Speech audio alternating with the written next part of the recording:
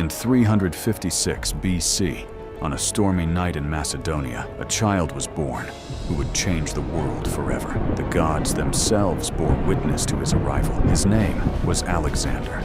At just 12 years old, young Alexander tamed the wild horse Bucephalus, which no man could control. His father Philip watched in amazement and said, "Macedonia is too small for you."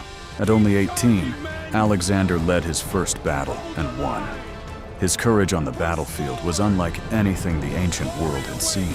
In 334 BC, with an army of just 35,000 men, Alexander marched east to conquer the greatest empire the world had ever known. Nothing would stand in his way. In India, he faced the mighty war elephants of King Porus at the Battle of Hydaspes.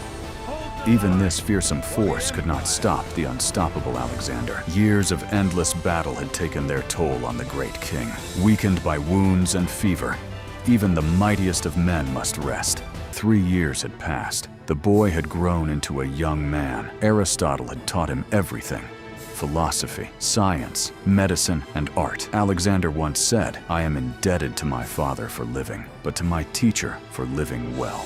At the age of 13, Alexander began his studies under the greatest philosopher of the ancient world, Aristotle. In a quiet library filled with scrolls, a young boy began to discover the secrets of the universe. After conquering Persia, Alexander did not just rule as a Greek king. He adopted the customs and robes of the Persian court, uniting East and West as one. Every great victory began with a great plan. Alexander and his generals would study the maps for hours, crafting strategies that would outsmart armies 10 times their size. War was brutal and unforgiving. Many lives were lost on both sides.